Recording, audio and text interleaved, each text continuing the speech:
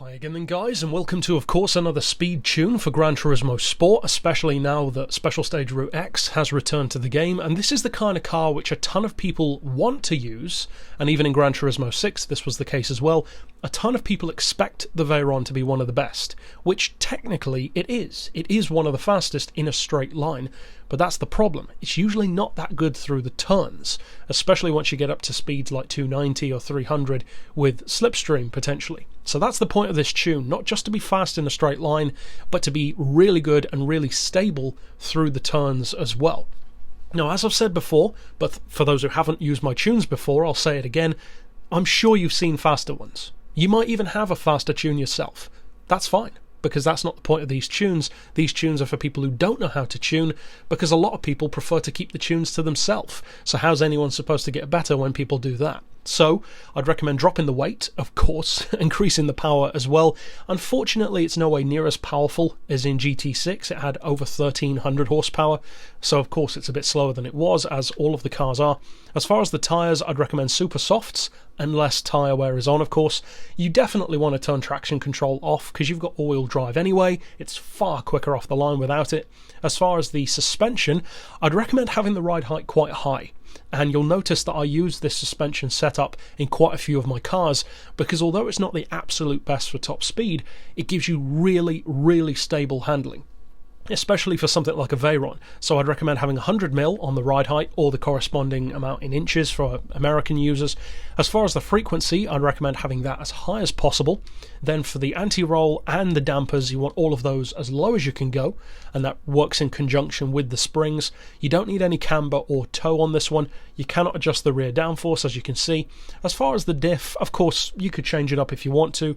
I've opted for the lowest initial torque, then as you can see, the highest all-round for both acceleration and braking. And finally, for the gearbox, we have done a gearbox flip for this one. So for those who don't know what that is, you want to put the fully customized transmission in there, then put your auto setting as high as it can go, which is 311 miles per hour, then come down to the final drive.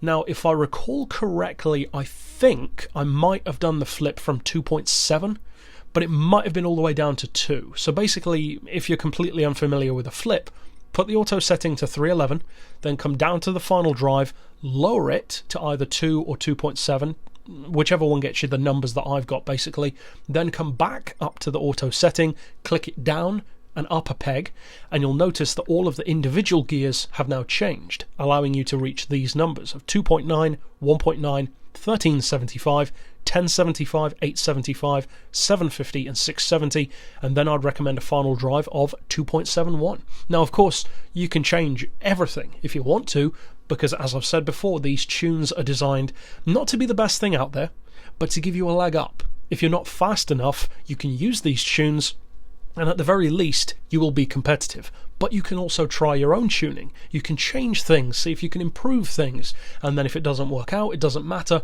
You can just come back here and use this tune again, kind of like your default canvas to go back to. So that's it for the tune.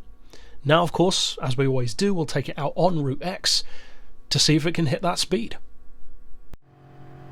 Now, of course, those who have used my tunes before already know by this point, if I say it in the title, then yes, it can go that fast. 270 miles per hour is the cruising speed of this one, and 7th gear in particular is fairly long, so you do have slipstream potential in there as well. Now, as you can see, you're around halfway when you change gear up into 7th, so you've got a ton of room before you hit the red line if you do come across something that is quicker, or if you just want to slingshot back and forth with other cars in the pack, where you compound each other's speed, basically slipstreaming back and forth and slingshotting around each other, which is generally the way it's done on Route X. As far as handling though, it's leaps and bounds ahead of what a Veyron would usually be, because even though the ride height is high, one of the issues that the Veyron usually has is that at high speeds the wing goes down and the suspension ducks down to the road, and that's where the problem comes in, because it basically locks itself into a straight line. Whereas by raising the suspension, when it does that drop, it drops to a regular height, so you still have full control of the steering. And the result is it's quick in a straight line, as you would want and hope a Veyron to be, but it's also good through corners.